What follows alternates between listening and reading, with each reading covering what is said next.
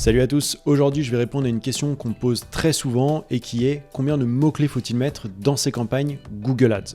Alors avant de démarrer cette vidéo, je vais me présenter rapidement. Je m'appelle Charles Coatalem, je suis spécialiste Google Ads depuis 10 ans et j'ai fondé Satellite.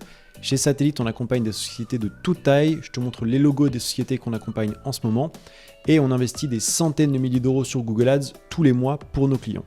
D'ailleurs, si tu investis au moins 5 000 € par mois dans tes campagnes, eh bien on t'offre un audit gratuit de ton compte qu'on s'engage à te rendre sous 7 jours. Alors cette vidéo va être divisée en 3 parties. Dans un premier temps, je vais t'expliquer ce qu'il ne faut surtout pas faire dans tes campagnes.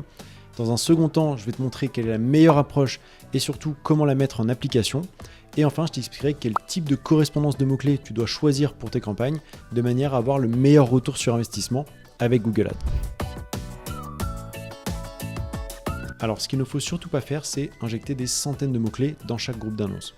Pourquoi ? Eh bien, je vais vous montrer avec ce compte. Ça, c'est un compte qu'on vient de récupérer en gestion chez Satellite. Et comme vous pouvez le voir, il y a 328 mots-clés juste dans ce groupe d'annonces, ce qui est gigantesque. Et pourquoi c'est embêtant ? Eh bien, pour plusieurs raisons. La première, c'est que sur les 3101 clics qui ont été collectés sur les 30 derniers jours, eh bien, il faut voir qu'il n'y a que quelques mots-clés qui ont un volume satisfaisant. Mais le reste, on arrive à moins de 30 clics, donc moins de 1 clic par jour. Et surtout, on a énormément de mots-clés qui n'ont même pas un clic par jour. Vous voyez, là, je suis passé à 0 clic. Et il en reste énormément, car comme il faut le voir, c'était la première tranche de 100. Et ça monte jusqu'à 328. Les autres problèmes que ça va causer, c'est que ça va à l'opposé total du fonctionnement de Google Ads.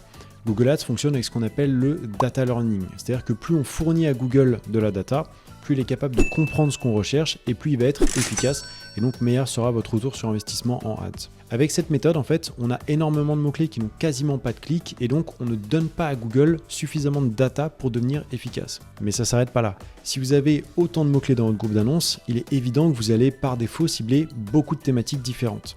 Et ça, c'est quelque chose qu'on veut éviter et je vais l'illustrer avec un exemple. Si vous avez une marque de vêtements et que dans ce groupe d'annonces, vous décidez de lister toutes les catégories de produits que vous vendez, à savoir des t-shirts, des pulls, des pantalons, des robes, des jupes, des baskets, etc.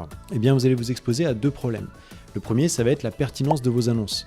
Si un internaute tape basket et que dans votre annonce, vous avez mis vêtements, eh bien, le taux de clic va probablement être relativement faible. Mais imaginons qu'il clique quand même sur votre annonce après avoir tapé basket et qu'il se retrouve sur une landing page sur laquelle il voit toutes sortes de vêtements, mais pas que des baskets. Eh bien, le taux de conversion il va probablement être très faible, ce qui fait que vous aurez un mauvais retour sur investissement avec cette campagne. Et enfin, pour terminer avec cette méthode, c'est un véritable casse-tête si vous voulez analyser les performances des campagnes parce que vous avez énormément de mots-clés qui n'ont quasiment pas de clics. Donc en fait, il n'y a pas grand-chose à analyser et donc il est très difficile d'optimiser une campagne qui a été configurée de cette manière.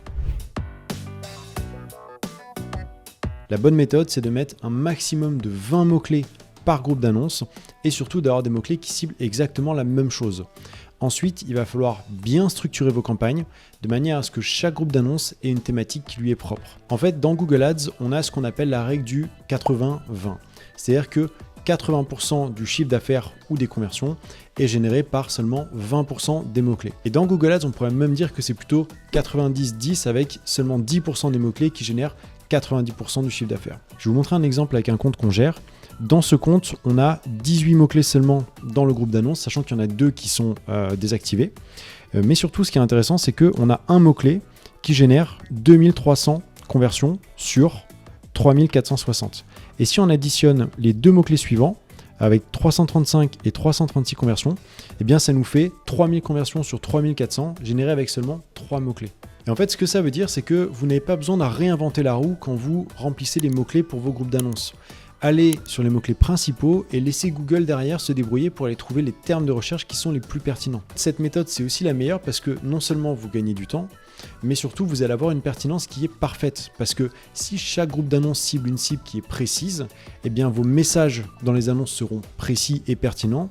Et surtout votre landing page, elle sera 100% pertinente, ce qui fait que vous aurez une meilleure expérience utilisateur et surtout un plus grand nombre de conversions avec un coût d'acquisition bien plus intéressant. Évidemment, il va falloir adapter le nombre de mots-clés et le nombre de groupes d'annonces à votre budget, mais gardez en tête que l'objectif principal, c'est d'avoir au moins plusieurs clics par jour par mot-clé pour que ça fonctionne de la manière la plus efficace possible. Et enfin, concernant la structure de campagne, eh bien, il faut qu'elle soit logique en fonction du budget, des thématiques et de vos produits, comme par exemple dans ce compte où on a créé une campagne dédiée aux robes, donc c'est un client qui vend des vêtements pour femmes, Et en fait, chaque groupe d'annonces est un type de robe et ça nous permet d'avoir une pertinence excellente entre le mot-clé, l'annonce et l'expérience utilisateur. À l'inverse de ce que j'ai trouvé dans certains comptes que j'ai audités récemment, où dans une même campagne, on avait aussi bien le pull en cachemire, les chemises et puis les boxers. Et donc comme tu t'en doutes, ça marchait pas super. On arrive au troisième point avec le type de correspondance pour les mots-clés. Ce qu'on vous recommande chez Satellite, c'est d'avoir quelques mots-clés en broad ou en expression et surtout d'avoir beaucoup de mots-clés en mots-clés exacts. Pourquoi ? Eh bien parce que vous avez les mots-clés en broad ou en expression qui vont vous permettre de ratisser large et vous avez les mots-clés en expression exacte qui vont indiquer très clairement à Google la cible que vous avez définie. Pour résumer cette vidéo, le mot d'ordre à retenir, c'est less is more. Ne mettez dans vos groupes d'annonces que les mots-clés les plus impactants. Pour ce qui est des campagnes, structurez-les de manière pertinente et logique avec votre cible et surtout votre budget. Et enfin, optimisez le plus possible vos messages et vos landing pages de manière à favoriser une expérience utilisateur réussie qui vous donnera un grand volume de conversion avec un coût d'acquisition le plus bas possible. Voilà, c'est tout pour aujourd'hui. Si tu souhaites te faire accompagner dans la gestion de ton compte Google Ads, n'hésite pas à prendre rendez-vous directement en bas dans la description de cette vidéo ou à me contacter sur LinkedIn pour recevoir un audit gratuit de vos campagnes. Merci d'avoir visionné cette vidéo et à très bientôt.